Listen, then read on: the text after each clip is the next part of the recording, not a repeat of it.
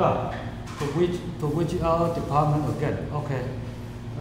Professor Ga is a senior distinguished professor from New York City University, Hunter College. He mainly focused on the condensed matter theory, very similar to our study. Okay. Today he will give a very interesting talk. During the talk, you can propose any question and comment. Let's welcome Professor Ga. Yes, please. All right, so I would like to thank you very much, Professor Lin, for inviting me once again. I've been here so many times, I now feel as though I'm Taiwanese. I am from, as you mentioned, from Hunter College, the City University of New York. Hunter is in close to Central Park, the famous Central Park, and here are some of the buildings where my office is located.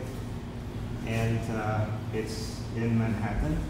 And if you are in the city at some point, then I would be very happy to have you here, have you visit.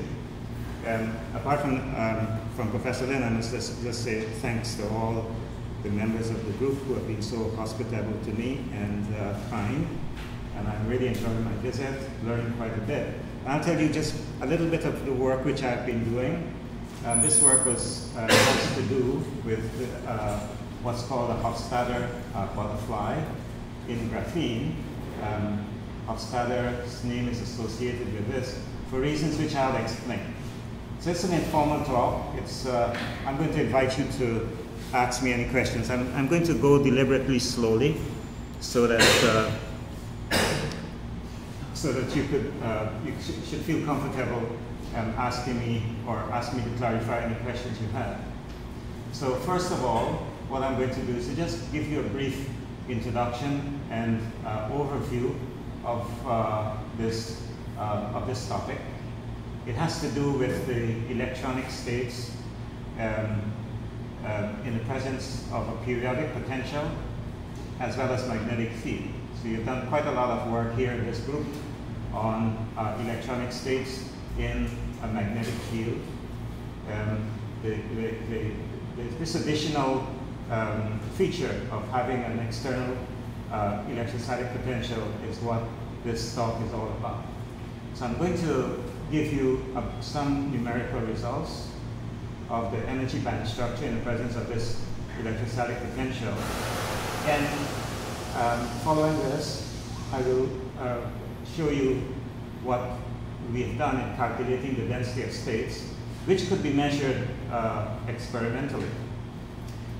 In the presence of magnetic field and in the presence of this electrostatic potential, the question arises, how do the electrons get affected by the potential? Do they actually tunnel away, or does the potential actually confine the electrons?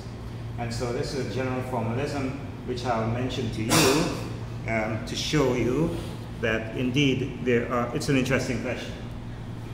Oops. All right, so let me tell you what this figure is all about.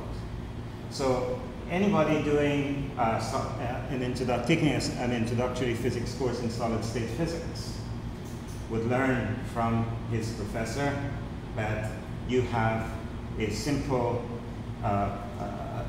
model which you could demonstrate has an energy band, and that's the nearly free electron model. So in the nearly free electron model, one has for a periodic lattice, one has a reciprocal space, and the reciprocal space has a Brillouin zone. So this Brillouin zone, at the Brillouin zone you have energy gaps, and this determines whether a material is a metal or a semiconductor, depending on where the Fermi energy falls. So there is this young student, starting off with a famous professor by the name of George Vanier at the University of Oregon.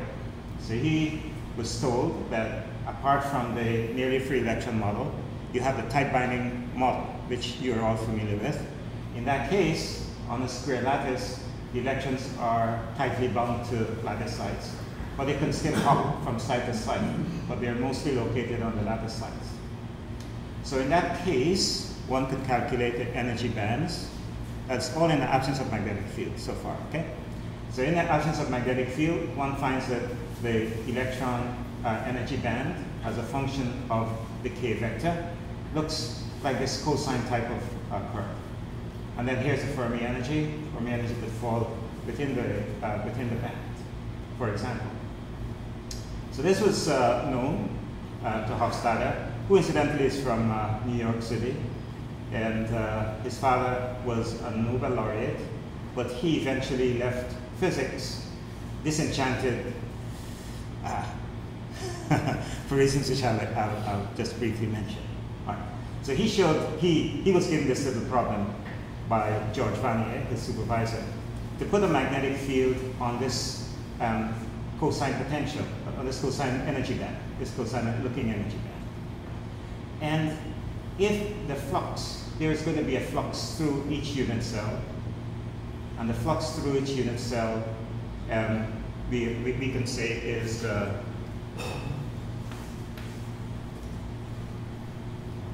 is B. B is the magnetic field, and each side of the lattice, the period of the lattice is A. So B squared is going to be the flux through a unit cell.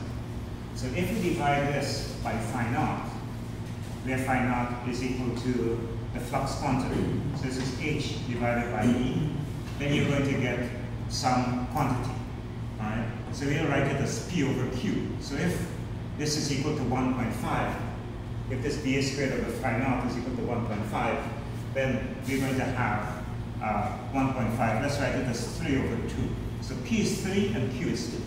So if you plot the energy, here energy is on the x-axis, and this P over Q, that is the flux through each unit cell, is on the vertical axis. Then, according to Hofstadter, you should get this self-repeating structure. So from this, in the absence of a field, here's what you get in the presence of a field for the simple cubic lattice. So he showed this to his professor, George Vanier, and I don't know what exactly happened in their discussions, but I think that the professor didn't agree with him, and so subsequently Hofstadter published his paper in Physical Review B on his own. No co-authorship with his professor. And I think that one of the reasons was that Vanier didn't quite believe that out of this simple energy band could emerge what's known as this Hofstadter butterfly in the presence of magnetic field. So, yes. The x-axis, the unit is from unit phi 0. This energy here? Phi 0, axis. Yeah. And from phi equal 0 to phi equal 1. Yes. Phi equal, okay. Yes. And also the spectrum is symmetric about the phi 0 over 2. Yes. Symmetric, okay. Yes. Yes. And also satisfy the Aharonov bond effect. The Aharonov bond effect. Correct. Yes. Yes. That's correct. All you said is correct. Yeah. But so what was interesting at the time, apart from what you said, was that there was this similarity. You see, it keeps going on and on for a long time, and the magnitude, in order to get, if this is magnetic field, in order to get to this region where you begin to see this Hofstadter butterfly, this value of B, because A is relatively small, is the inter-atomic lattice spacing. Because A is very small, a few angstrom, this B could be very large. So Hofstadter pointed out that it looks as though you may never be able to see this Hofstadter butterfly at all. And so he left physics, he published a book, which was awarded the Pulitzer Prize and so on. He was a bright guy, but in any case, no more. Keep going in the wrong direction.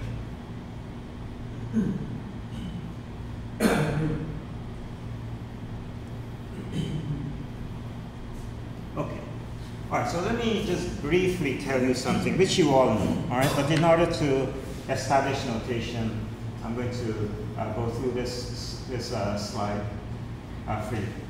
So for the two-dimensional electron gas, the energy is parabolic, all right? So here's energy. It's parabolic as a function of K energy, as a function of the vector. It's parabolic. And so if you apply a magnetic field perpendicular to the two-dimensional electron gas, then you have these quantized energy levels known as Landau levels. So we all know this. And in order to get it, what you do is to replace the momentum by the canonical momentum, which goes like EB, let's say Y over EBY, basically. So then you have these quantized energy levels. Instead of the parabola, you have these quantized energy levels denoted by n. And so n varies from 0 and upward and positive values. Okay. So incidentally, what the experimentalists have done is the following, namely that when you apply a magnetic field, since you have Landau levels, if you kick an electron from one energy level to the next, it's just get an energy difference. And this energy difference is just going to be proportional to, it's just going to be equal, I should say, to the cyclotron frequency, which is EB over m. And so, but since you know the magnetic field, you know the energy spacing, then there's a neat little way of measuring the cyclotron resonance effective mass, right? So the cyclotron resonance effective mass finds a little application from the Landau level energy spacing, which are equally spaced. On the other hand, when you consider graphene in the low energy limit, you have this cone structure. Then one finds that instead of this equally spaced Landau levels, you have energies which go like square root of b and square root of n. So the energy levels are no longer equally spaced, and so the cyclotron frequency effective mass measurement may not be so easy to apply. But there are other comments that I could make about it. We don't have time for it. But as you go higher in energy, the spacing gets smaller. Right? So it goes like square root of b, square root of n. In each case, whether you deal with a two-dimensional electron gas or graphene, one finds that the energy levels are labeled by the Landau level index, but the wave functions are labeled by both the Landau level index n as well as the wave vector. So therefore, each Landau level is highly degenerate, and you could actually get the calculate. Is one of the things which I ask my students to do, is to calculate the degeneracy. So if you restrict, so here you find that the wave functions are harmonic oscillators. They're harmonic oscillator wave functions. There's a guiding center, which I think I have here. And if you impose the condition that the guiding center is restricted on the sample, to which you apply periodic boundary conditions, then you could find how many wave vectors there are. So that would give you the degeneracy. So the point here is that the energy levels are highly degenerate, and they obey in some way the harmonic oscillator wave function states. So here, the lowest energy level, mostly localized in the center, and then you have them split.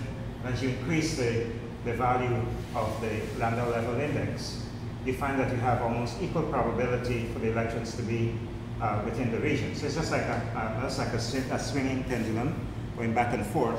At any point, you have almost equal probability of finding the bob or the pendulum. So that's the classical limit. So this is well obeyed here for this in this quantum. The quantum limit is low. So the quantum limit is for low energy levels. The higher levels, mostly the classical limit. Okay. So we'll make use of this in a minute. Every time I make a guess, I would guess it. All right.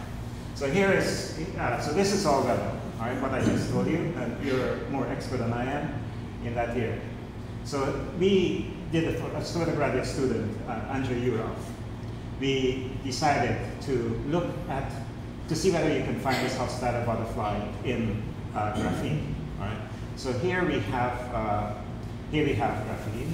We apply the electrostatic potential and the magnetic field, and to see what will happen to the energy states. Right. So we were essentially doing this calculation last year, and then I received a phone call from the graduate student, an email, I should say, an email from the graduate student saying you'd like to talk to me. So incidentally, it was at the conference that where Dr. Wu and I were participants in Canada, and he said to me, there is a paper, and the paper is written by, it was just published in Nature. Now you regard the hybrid system on the boron nitride and the graphene hybrid, and the effects of boron nitride is to induce, the main effect of boron nitride is to introduce the modulated electric field. Yes, in a sense, but not, it's similar, but there are some differences, all right, which I'll explain. So just give me a minute. So here it was pointed out in this paper. But if you have a graphene and you put it on a substrate, as Professor Lin says, of boron nitride, then essentially you are simulating the effect of a modulating electrostatic potential on graphene, right? And it's not quite the same as what I have here, but this is like a simple model of this representation of this boron nitride effect on the energy band structure. So some people at the ATS March meeting actually looked at the effect of boron nitride on the graphene energy bands in the absence of magnetic field. They have done this, and they show that it opens up a gap and stuff like this. And so they're investigating what happens in the case when you apply magnetic field to see whether they can reproduce or explain the results of the paper published here in this Nature paper. So here, the first author is a guy by the name of Dean, and he is at City University also, but we didn't know that he was doing these experiments in collaboration with Philip Kim out in Columbia, which is on the other side of Central Park in Manhattan from us. And here's another paper which I didn't mention here, about the same time published by Dean et al. On, so this here is bilayer graphene, the Columbia, this is the Columbia people.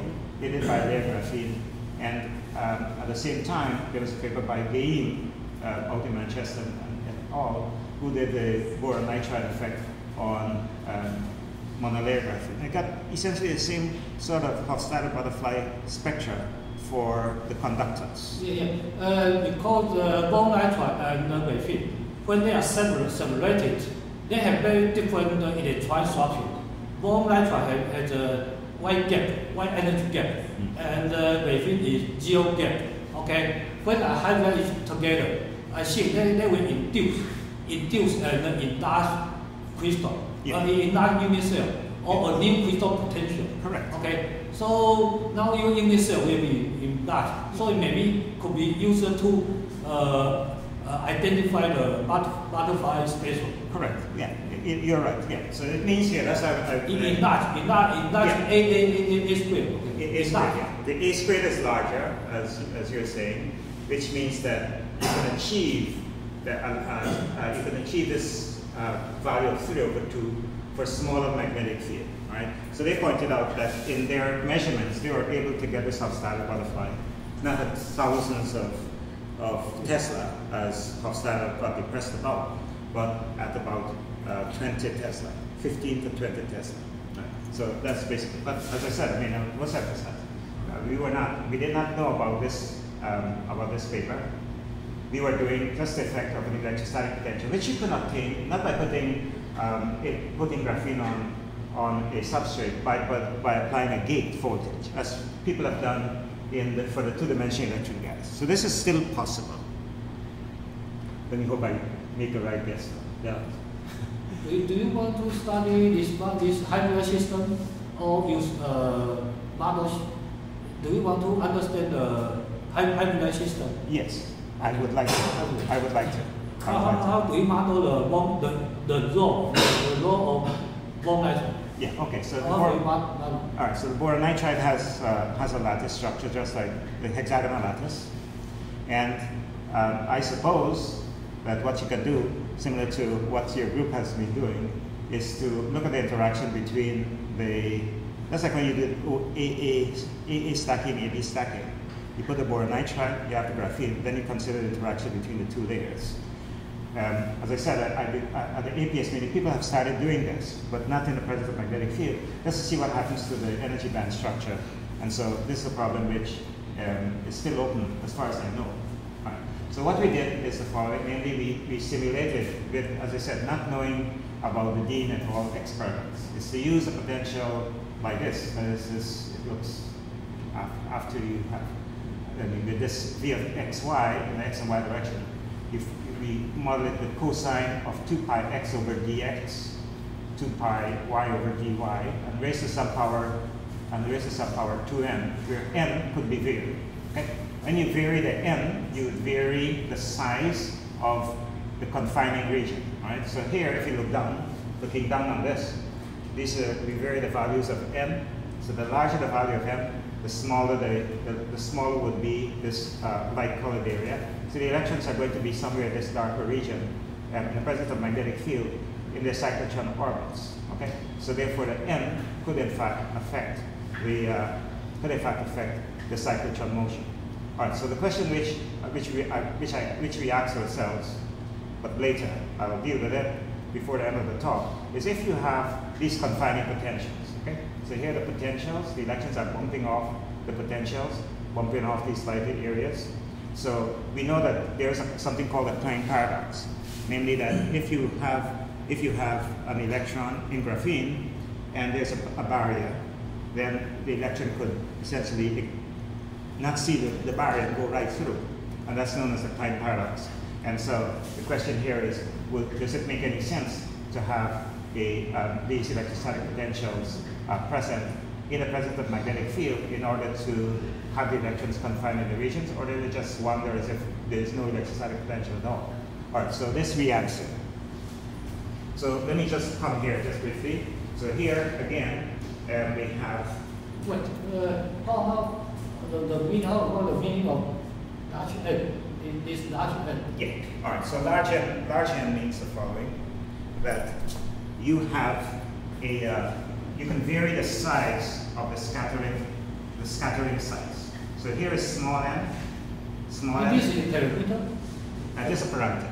You can change. I can change it. Yeah, I can change it. You can change. Yeah. And also this modulation wavelength. Yeah. So the DSD1 modulation wavelength. Period. Yeah. That would be, yeah. Okay. So I can vary the period of the modulation by having two dimensions. Yes, in two dimensions, and they have done this. Two-dimensional modulation. Yes, and they've done this in the von Klitzing group out in Stuttgart by putting a gate. So you have a mesh in the x and the y direction, and then they apply an electrostatic potential, and the electrostatic potential essentially can exclude the electrons from certain regions. So this is what this is basically simulating. That electrons are excluded from these regions, these lighter colored regions, and the larger the electrostatic potential, that is the V naught, the larger the value of n, then you see what could happen is that the size of the scattering centers can become smaller. So this model here, we can vary V naught, the strength of the potential, and we could vary n, the size. Now you have an electric magnet, also have a union magnetic field. Yeah. Both. And also have. Yes. And if without magnetic field, how about the electric potential effect on the electron structure? Okay. Right. Purely due to this this kind of potential. Right. So you will have because the magnetic field, the effect of magnetic field is to quantize the geofield electron state. So we can understand, we can first understand the geofield electron state. Yes. And then we get the level space. That's right. But then you're right. So all the way. So namely that this P, in the absence of magnetic field, will just give you Bloch states. So you get energy bands. Yeah, energy band. But energy band will affect the Landau level spectrum and also wave function. Absolutely, absolutely. I agree with you. And this is what we did. So what we did is, I'm going to show you just briefly, mainly that we're going to, in the notation, here's a phi. That's just as I wrote on the board. It's going to be this, excuse me, the b dx dy over phi naught. So it's going to write this in terms of, again, p over q in terms of this flux quantum. Phi is p over q.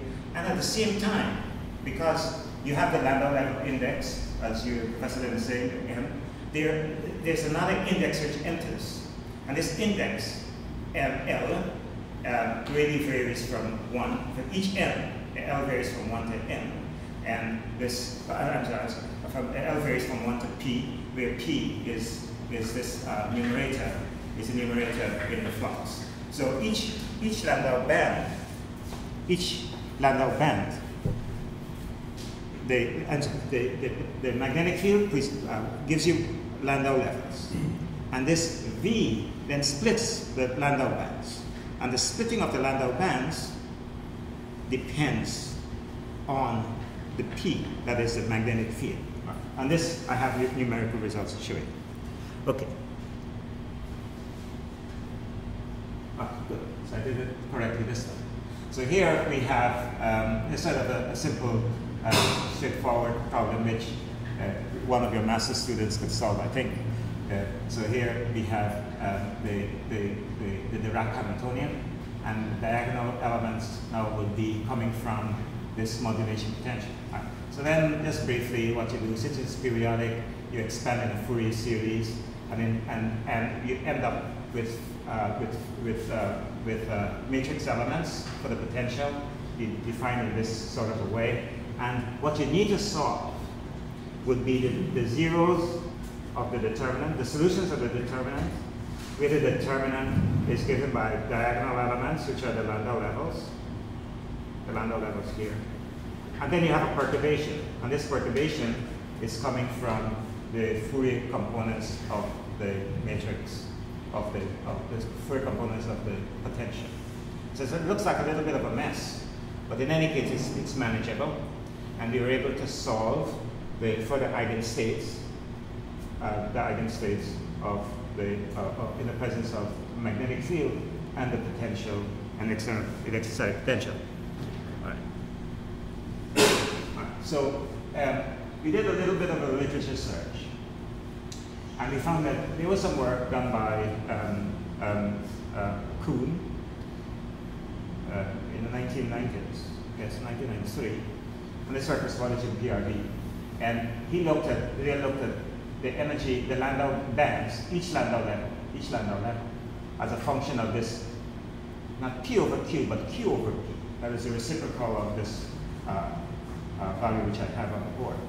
And so it means that for small Q over P, the magnetic field is very high. So they were basically saying that in the case when you have high magnetic fields, as Hofstadter said, you should get this Hofstadter butterfly. So for various Landau levels, 1, 2, 3, 4, you find that the Landau levels are breaking up into this fractal structure. Okay, so this is one piece of information we found in literature. Then we looked at in the literature for at graphene. Here's bilayer graphene, and again they found that if you don't have any modulation, very high magnetic fields in terms of the hexagonal lattice and stuff like this, then you also end up with the Hofstadter butterfly, and this was published sometime later. Right, so we essentially are saying that we are on the right track. Okay, so in the case of the 2-deck, for n equal to 0, remember we had n equals 0, 1, 2, 3, etc. And instead of Q over P, we plug P over Q. We find that for the 2-deck, the n equals 0 Landau level now begins to show in presence of this modulation potential, this fractal structure for larger magnetic fields. It looks that way, okay? As you get to the higher Landau levels, you don't have a Landau level, so you know them as a function of magnetic field. This is omega. This is energy over omega c, the cyclotron frequency. You should get straight lines, okay? Independent of magnetic field. But in the case when you go up to higher Landau level indices, you find that it begins to enlarge and maybe even overlap, which depends on the scattering strength and also magnetic field. You see they're overlapping. So for larger magnetic fields, you can almost never determine where they're coming from. So we have this overlap, and so we ran the program and found that it's okay. Oh yeah.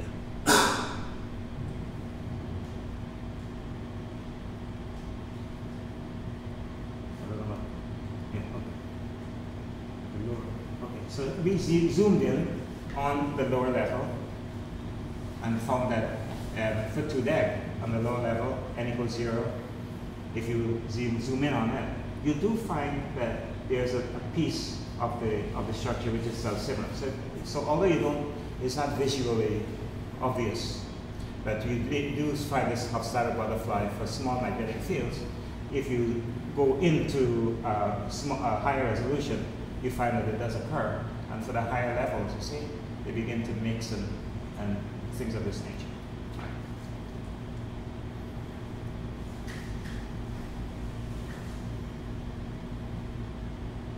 Okay, so here we have the Hofstadter butterfly for 2DEG, for graphene, I'm sorry. And for graphene, we find that, again, we don't have them equally spaced. You can look at the valence and conduction bands. And without boring you, it's kind of obvious what happens if you plot the energy over omega c as a function of the P over Q. All right? And again, you see, there's mixing of the lambda levels for higher magnetic field. And as I explained to you, and you know well, that in the case when you have, when there's no external modulation potential, we find that the energy, the lambda levels are independent of the wave vector, say k sub x. However, in the presence of this modulation potential, each of these lambda levels then breaks up into minibands, right? And the number of minibands depends on the p. So in the case when we take p is equal to, take v0 is 3, p is 7, q is 22, then the number of energy band splittings is equal to 7. So the program works well. And the number of oscillations within the brilliance zone, the magnetic brilliance zone, is equal to Q over P, that is 22 over 7. 22 over 7 is about 3 and a bit. So you can see you have 1, 2, and then 3 and a little piece. So it's perfectly correct. All right, so I'll just show you briefly what we have when we look at the energy dispersion for graphene. For various values of V0, various values of Q over Q, and see if things make perfect sense in that you get the number of splittings is equal to P, the number of periods is equal to Q over P. And so both for graphene and 2D.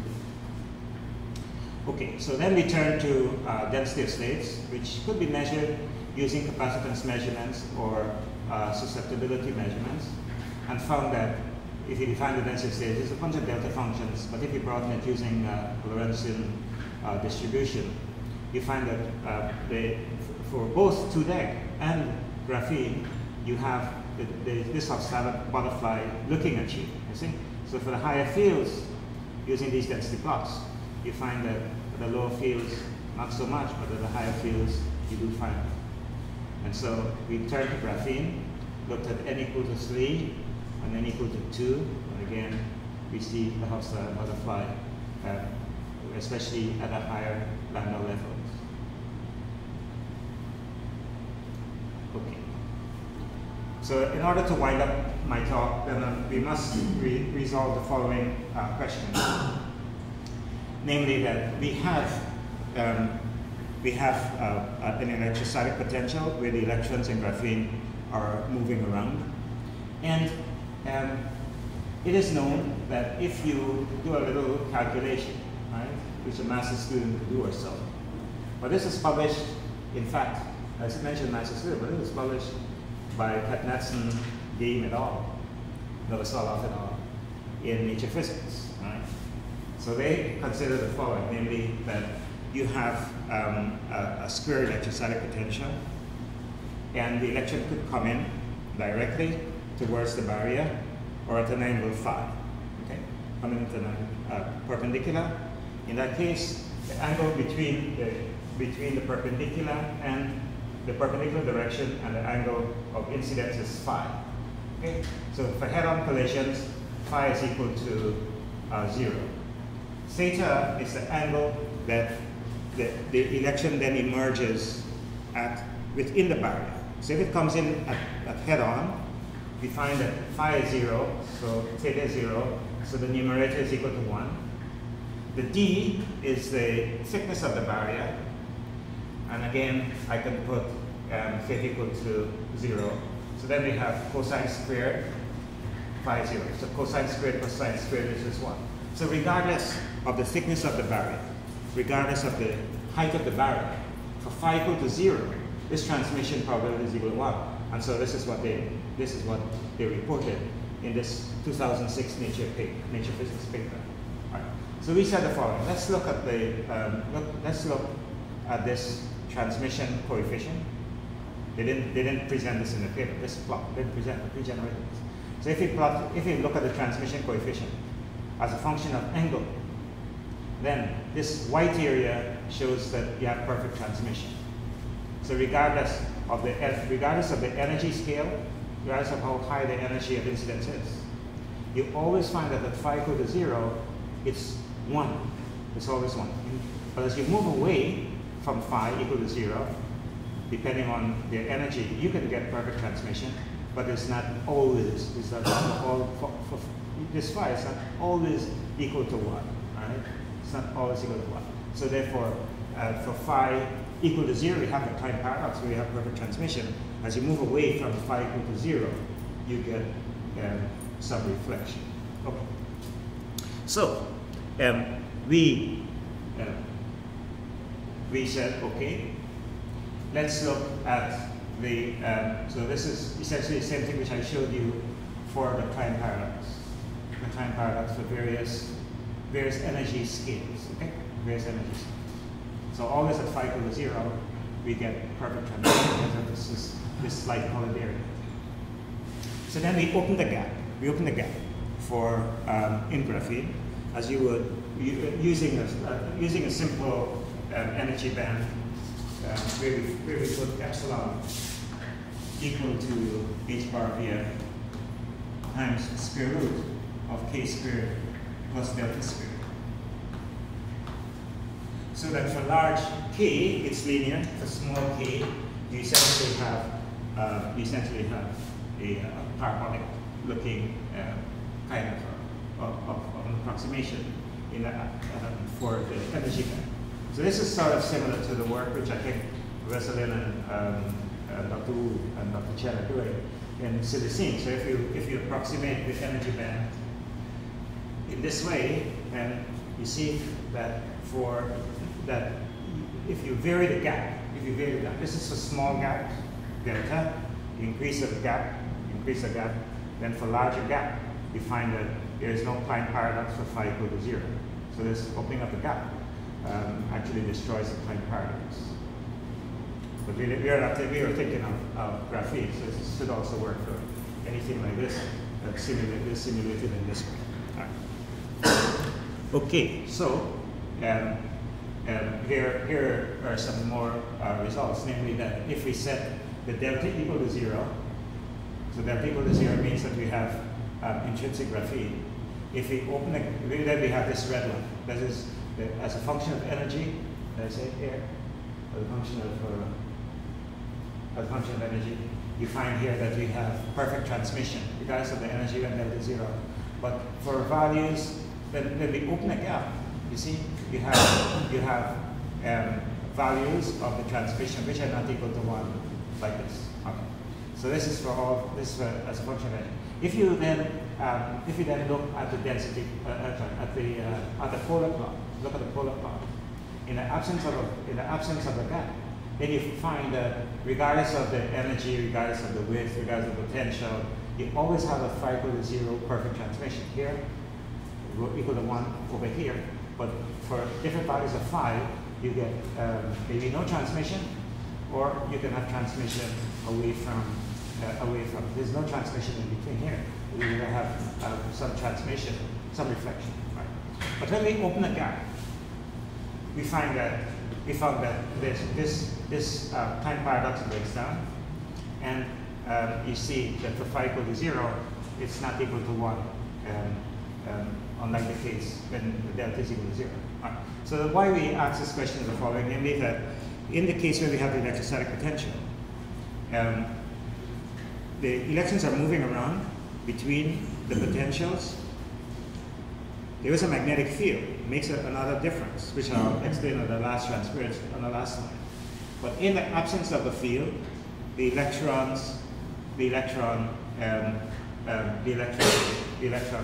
could be reflected if you have a gap. Okay. And then we said, okay, fine. Let's look at the case.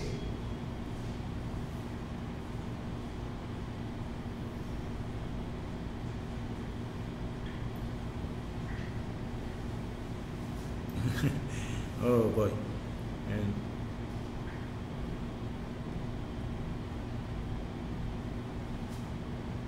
am I going the right way or the wrong way? Get it right. No, the opposite.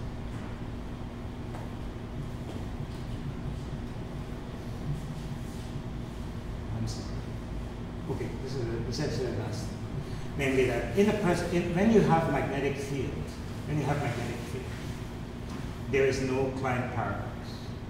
So in the case when we have our electrostatic potential with a magnetic field present, here you see, here the larger the value of the energy, here is transmission as a function of the energy. So we find that we find that there is no Klein paradox here. We vary the value of the energy, and here we vary the and so the polar plot also shows that you don't have this Klein paradox for in the case when you have magnetic field. What we did is I missed a slide. What we did is we considered a magnetic barrier, potential barrier, and this magnetic potential barrier, of course, could be modeled by a vector potential. The gradient of the vector potential in the barrier must be equal to the magnetic field. The potential must be continuous, and so this is what we take. And so when you solve it, you end up with the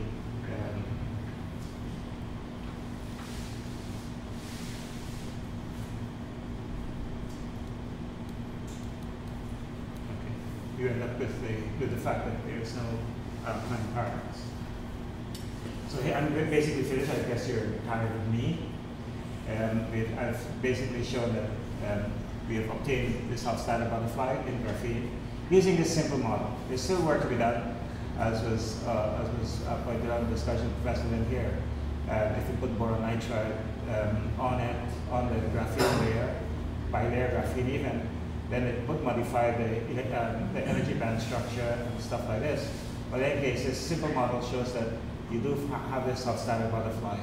And the kx, there's a kx energy dispersion. You have you have the energy bands breaking up into p mini bands if the flux is p over q, and q over p would be the number of oscillations. And I didn't go into all the details, but the symmetry between the conduction and valence bands, that's broken as a result of the presence of the V naught. The V actually shifts the Landau levels, and the P over Q, the P actually opens them up, opens the Landau levels. So it's a combination of both the V naught and the P over Q, which opens up the Hofstadter butterfly. So I think that's basically all I can say in my few minutes. Maybe I overstayed my welcome, but I think that's it. Thank you. Sure.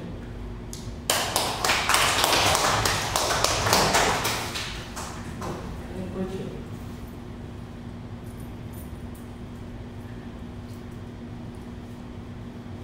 but they're supposed to be experts on it. No, electric potential depends on X and Y. If only depend on X, how about the result will be reduced? The exercise potential depends on only what? No, it depends on X and Y.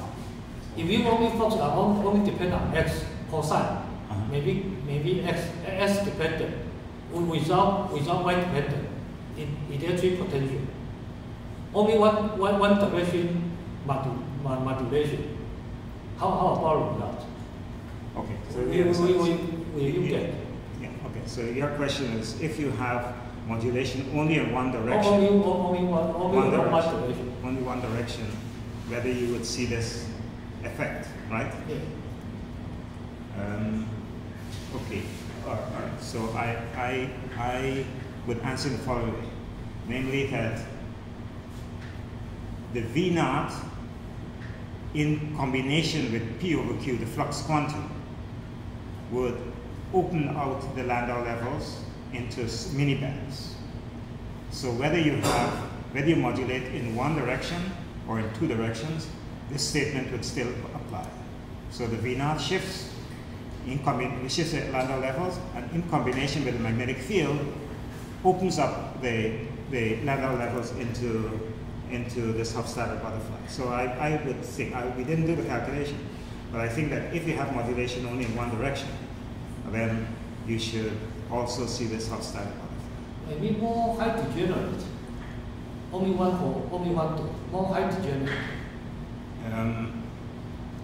Okay. Without splitting, without more splitting. If it would, the splitting will be reduced. Would increase. Reduce. Decrease. Only one direction. Yeah. More high degenerate. I don't know. To tell you the truth, I don't know. But I still, if I were to guess, I would think that you still would obtain this fractal structure as a result of the, because what happens is when you modulate in one direction, you end up with like wires, like quantum wires, right? Yeah. Now you will see enlarged along X and Y. Right. Two directions simultaneously. Okay. But only one direction, enlarged you will see only along one direction. Yes. Yeah. Okay. Although only one direction, the degeneration will be more high. Okay. But if you have the modulation in one direction, then you still would have the skipping orbits on the sides of the potential, and so you can have mixing of the Landau orbits. The mixing of the Landau orbits leads to the mixing of the Landau levels, which gives rise to this fractal behavior, this self-similar behavior. So mix only the unit cell of the modulated electric field is larger than that of magnetic field. Otherwise, we will be similar. We will be identical to that of magnetic field with magnetic field. Yeah. Okay. Yeah. Good point. Yeah. Good point. I should check it.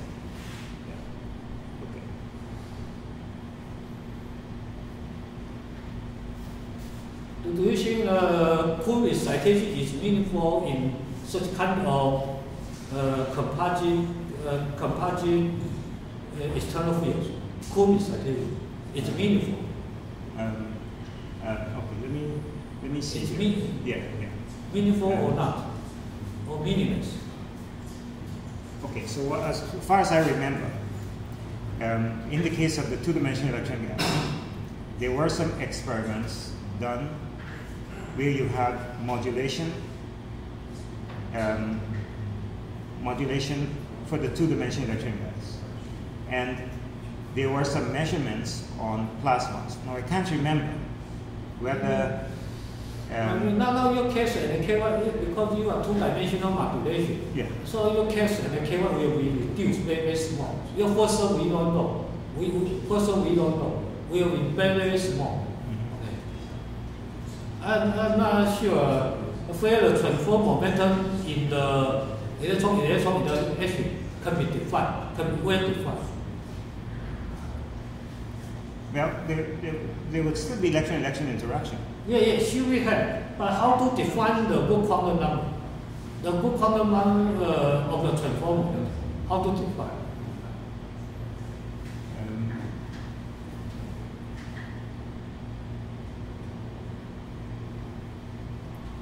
The good quantum number, it would still be good quantum numbers for the energy bands. Yeah, depends on it, but your energy band, because unit cell is very large, along S and Y, along S and Y. So your force we don't know. Along S and K1 is very short, very small. Yeah. Okay. Yeah. Okay. Now again, it opens a new thing to check. I'm not sure. Yeah. Yes. All right.